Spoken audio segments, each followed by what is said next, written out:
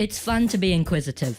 Be nosy. Stick to your passion. Find out more for yourself. Quest is fun. Join me, Tristan Pang, on a journey of inspiration. Welcome to Youth Voices. Hello everyone, welcome to my show. This is your host Tristan Pang on Planet FM 104.6, Youth Voices. Great to have your company here today. In today's show, we'll be at the University of Auckland City campus and we'll bump into a very special person. So here we go. I am currently on the University of Auckland campus today, and I am very lucky enough to have a very special guest, Patricia Pillay, who is a master's student in Archaeology and also part of the Kupe program, or was part of the Kupe program last year with me. So welcome to the show, Patricia. Thanks for agreeing to this. Thanks so much, Tristan. Nice to join you today. It is, it's almost February now, so how did you spend your summer? Have you had a good time? As you can probably tell, my thesis is due very soon, actually, 28th of February. So, oh, wow. Yeah, so very soon. I've been working on that over the summer, but it's not been all work. You know, I've been working at my part-time job as well, which is at Auckland Zoo. Nice. I work at the gift shop there, so it's really nice switching off from uni from a day-to-day basis and going and helping out with conservation and raising awareness about looking after our environment and animals. That sounds good. Anyways, you mentioned your master's thesis is due. So what's your master's on? Of course, so as you know, I'm an archaeology student, and you've probably figured out I really like animals. So my thesis is on animals in the past. Specifically in New Zealand, it's looking at the Maori dog, or the Polynesian dog, which is now extinct because when European settlers arrived in New Zealand about the 18th century, they brought along their dogs, and the European dogs interbred with the Polynesian dogs that were here, and now they've interbred them out, so the gene pool is no longer existent. My thesis is really looking at the diet and health of Maori dogs, or kuri, over time from early Maori archaeological sites and late Maori archaeological sites to see how they changed and how they interacted with Maori over time. I chose this topic specifically because I was fascinated that these small, important companions, you know, made their way to New Zealand on a tiny waka with their human companions. So for them to survive that journey, you know, and not be used as a food resource and be introduced into New Zealand, they would have been very important, not just as an economic resource to Maori, but also probably for many other cultural roles as well as economic.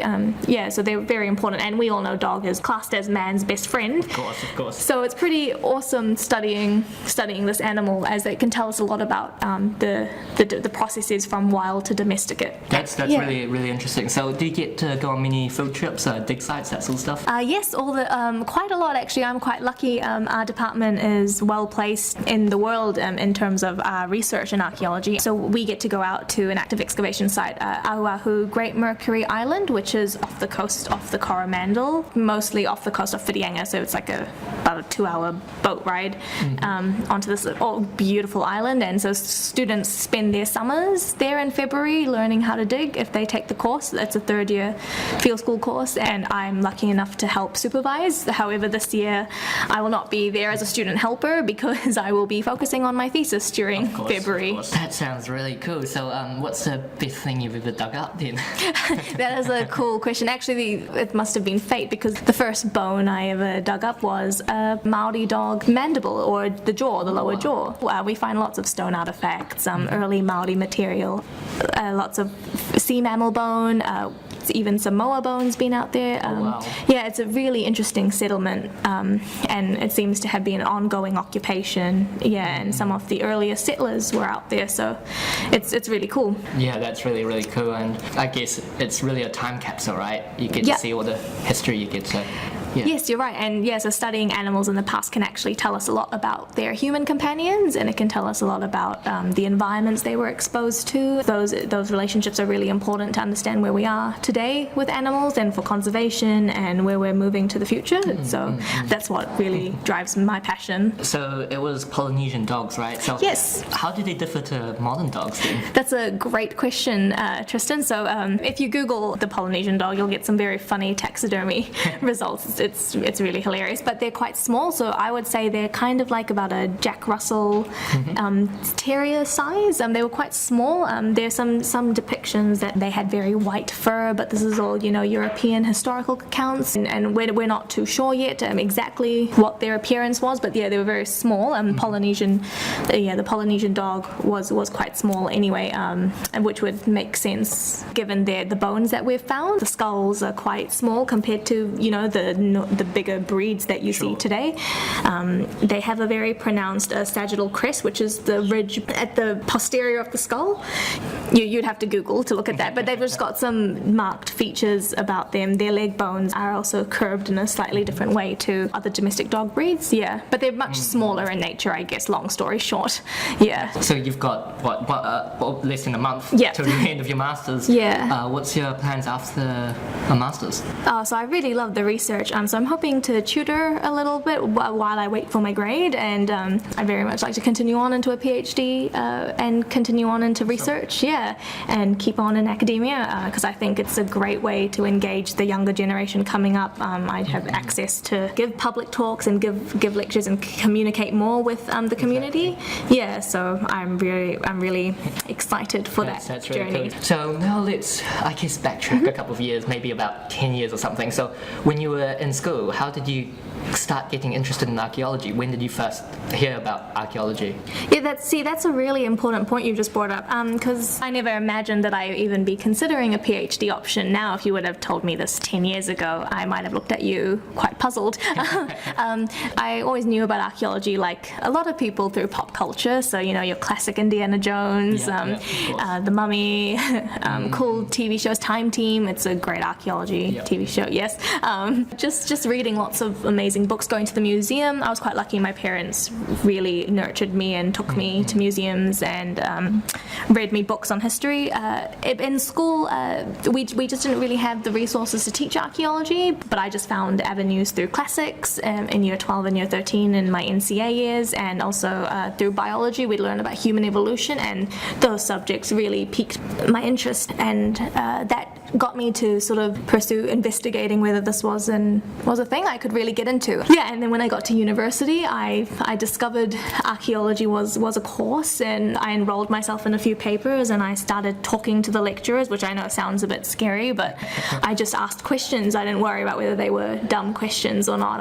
I just went and just asked them how they got there. I talked to other students that were already well into their degrees, and then sort of just took opportunities as they came. So I volunteered at open days, whenever someone needed an extra hand for something, I would just put my hand up, or I'd go and ask for some opportunities. I also made myself known to Auckland museums, so I just volunteered there. I went online, I looked at what they had, and I ended up going into their back house, which is where the museum stores a lot of their collections, and I helped with just boxing collections, so just creating boxes for the natural sciences to put old fossilized shells in. It was really cool, and yeah, from there getting some experience. Yeah, so just little things like that. That's really cool. And like here you are now, a master's in archaeology and also a Kupe alumni. Yes. So did you really enjoy the scholarship? I know I did. Hell yeah, I really loved it, because it was just so different to the other awesome scholarships that are also offered by the university. This one stood out to me because we had the mentorship program, so we had the opportunity to not only be assigned mentors, but be involved in the process of choosing the mentors we thought that might help our develop our careers and our aspirations and goals, and so that was really cool. And also I loved it because I got to meet awesome people like you, and thanks. And it's been really cool getting to know this inaugural cohort and learning about everyone's skills, and that's encouraged me actually to challenge myself to be better, just because everyone brings their best to the table. So yeah, I recommend anyone wanting to do their masters just at least look it up. And definitely, it's a great scholarship. I guess same as you. Yeah. I think the big thing is the networking. Networking. Getting to know Yes. your fellow scholars, getting to know your mentors, getting to know other people Yes. through the scholarship. So it's a great networking opportunity. As part of the Kupe project, we all had to kind of come up with a passion project thing, something that we're really interested to give back to the community, basically. So what was your passion project, Patricia? As you can tell, I'm very passionate about cultural heritage and finding out more about the past, and also tackling big questions about what is our duty now as citizens, as in a community, to look after cultural landscapes, and what does that mean? Does that mean just monuments such as like the tombs of Giza, things like that, or it's not like sort of everything around us? And so my passion project, you guys might have heard about Ihumātao and the contested land out near Auckland Airport and what's been going on there. So I wrote an article along with help of our awesome Kupe project coordinator Maddie Wall, and my mentor helped me, Dave Vert, who's a retired Department of Conservation archaeologist, write about what's been going on at Ihumātao and contested landscape and politics that have been involved there. And so I sort of came in from a heritage perspective of just sort of stepping back and using Ihumātao as a case study of what it means to look after our cultural landscapes and what it means to value heritage and history. And that got published in Uni News, which is a staff magazine, and it also got published on our university media page, which was really cool. That was really cool to see. Thank you. Yeah, it was just so nice to get out some perspectives from archaeologists, not about just look at the cultural value of this land, but also to sort of step back and use it as an example of how many other unknown landscapes around New Zealand there are that actually are very important to our history, and they're also environmentally important as well. And that's been a huge coverage in the news about climate change and the environment now. And so that plays very much into our cultural heritage as well as natural heritage. And I really just liked putting that perspective out there and getting some recognition for what we do in the arts faculty. And it was just nice, just so that people can just sort of read about it in a different light. What we do at Auckland Uni. It's really cool to see what you're doing, kind of how you're, I guess, helping the world just simply put.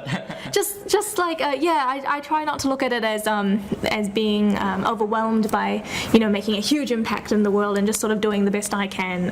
That's what we all and small have to do. Small changes which are really important, and just remembering that as an academic you can really influence a lot and make a lot of change. That's really cool, Patricia. Thanks for sharing that with us. And I think to end off the interview, is there something to kind of help them through their studies? A kind of message you wanted to share with our young listeners, Patricia? Yeah, I think it's really important just to sort of to share your experiences and be really open to talking and communicating with your colleagues around you, like your year group, people who are the same age as you or a little older, students basically. Other students are your best resource, your best form of support, because they understand what you're going through, because they've either been through it or they're going through it now. Uni can be quite an isolating space, and you can feel like you're just a number, but that's not true.